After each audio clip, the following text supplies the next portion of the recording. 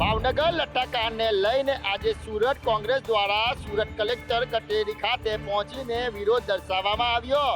ભાવનગરના લઠ્ઠાકાંડની દુઃખદ ઘટનાઓને લઈને લોકોમાં વ્યાપેલા આક્રોશ વચ્ચે આજે સુરત જિલ્લા કોંગ્રેસ દ્વારા જિલ્લા કલેક્ટર કચેરી ખાતે ઉગ્ર જન આક્રોશ ધરણા પ્રદર્શન યોજવામાં આવ્યું હતું। આ ધરણા દરમિયાન કોંગ્રેસના અગ્રણીઓ અને કાર્યકરોએ રાજ્ય સરકાર તેમજ પોલીસ પ્રશાસનની કામગીરી સામે ટીકા પ્રહારો કર્યા હતા અને આવેદનપત્ર પાઠવીને જવાબદારો સામે કડક કાર્યવાહી પગલાં ભરવાની માંગ કરી હતી।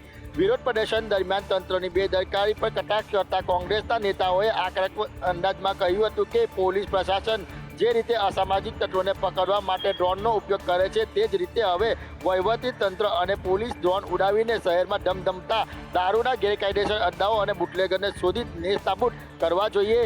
ત્યારે સુરત શહેર અને રાજ્યમાં ધમધમતા ગેરકાયદેસર દારૂના અડ્ડાઓ આગામી દિવસોમાં બંધ નહીં થાય તો હજી પણ ઉગ્ર આંદોલનની ચીમકી ઉચ્ચારવામાં આવી છે। સિવિલ હોસ્પિટલમાં થપ્પડકાંડની ગુંજ ગાંધીનગર સુધી ગુંજી। સિનિયર ડોક્ટર વિરુદ્ધ આકરા પગલાં લેવાની ઉઠી માંગ। રાજકોટની સિવિલ હોસ્પિટલ અવારનવાર વિવાદમાં આવતી હોય છે, ત્યારે ગઈકાલે રાત્રિના દર્દીની સારવારને લઈને સિનિયર ડોક્ટર અશ્વિન રામાણીએ જુનિયર ડોક્ટર ક્રિશા સિંગાળા ઉપર હાથ ઉપાડ્યો હતો અને ગાળાગાળી કરી હતી। જે ઘટનાનો વિડીયો વાયરલ થયા બાદ રાજ્યના આરોગ્ય મંત્રીએ ખાતરી આપી હતી કે દાખલારૂપ કાર્યવાહી કરવામાં આવશે, તો બીજી તરફ સિવિલ સુપ્રિન્ટેન્ડન્ટ આરએમઓ મેડિકલ કોલેજના ડીન સહિતના ઉચ્ચ ડોક્ટરોની મીટિંગ મળી હતી, જેમાં ભોગ બનનાર જુનિયર ડોક્ટરના માતા પિતાને પણ બોલાવવામાં આવ્યા હતા। સમગ્ર બનાવનો રિપોર્ટ ગાંધીનગર ખાતે મોકલી દેવામાં આવ્યો છે। ગાંધીનગરથી ડોક્ટર વિરુદ્ધ બદલીથી લઈને ટ્રાન્સફર સુધીના પગલાં છે તે લેવાઈ શકે છે।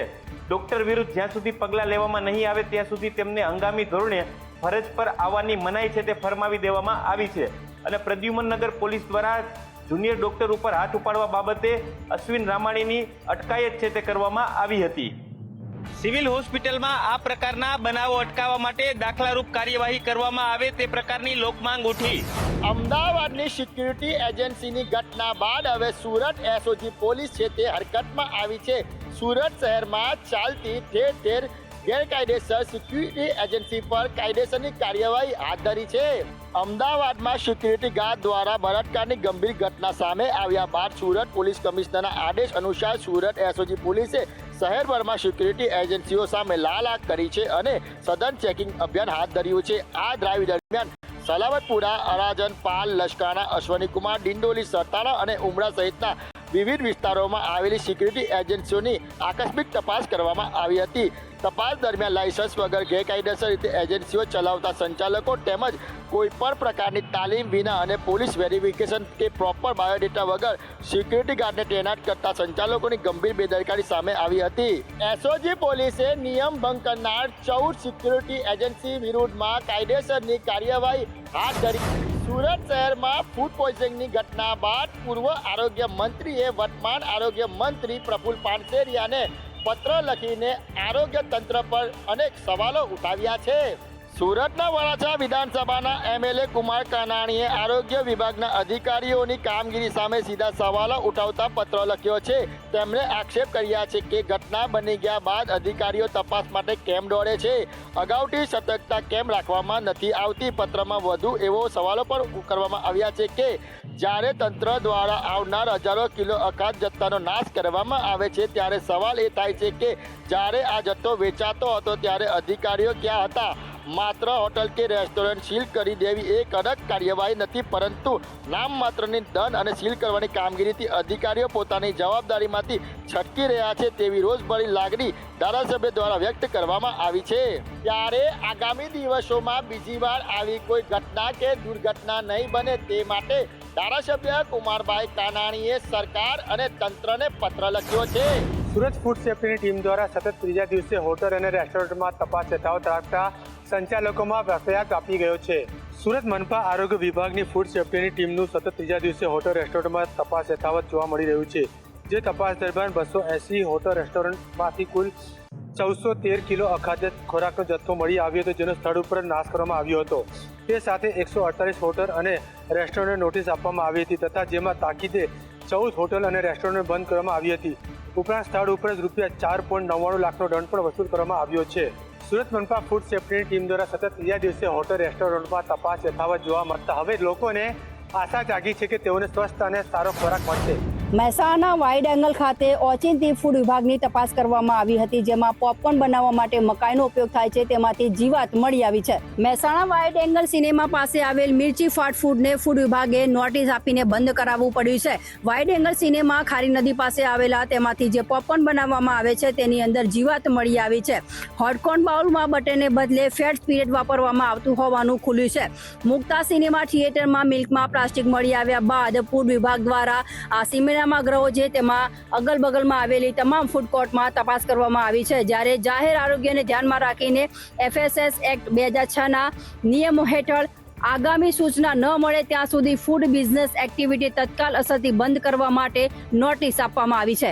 લોકોના સ્વાસ્થ્ય સાથે છેડા કરનાર ફૂડ કોર્ટ હોટેલો તમામમાં સઘન ચેકિંગ હાથ ધરવામાં આવ્યું છે. જ્યારે ફૂડ વિભાગે આજે વાઇડ એંગલ પાસે આવેલી મિર્ચી ફૂડમાં સઘન તપાસ હાથ ધરી હતી, તેમાંથી અનેક ખામીઓ સર્જાતા તેને તાત્કાલિક બંધ કરવામાં આવી છે.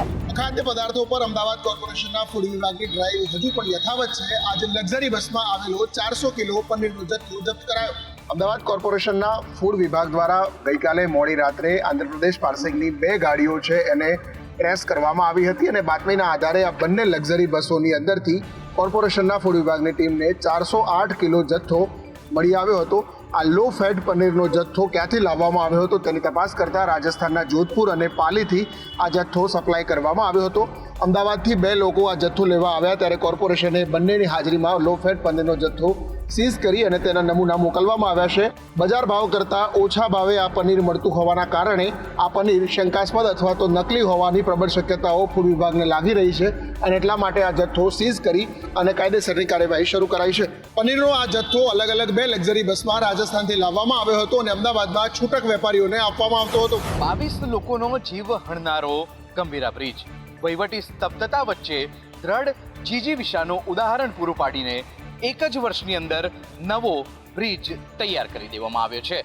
દુર્ઘટનાના દાગ અને વહીવટી સ્તબ્ધતા વચ્ચેથી જ્યારે દ્રઢ ઈચ્છાશક્તિ બહાર આવે ત્યારે પરિણામ શું હોઈ શકે તેનો જ્વલંત પુરાવો એટલે નવો ગંભીરા બ્રિજ.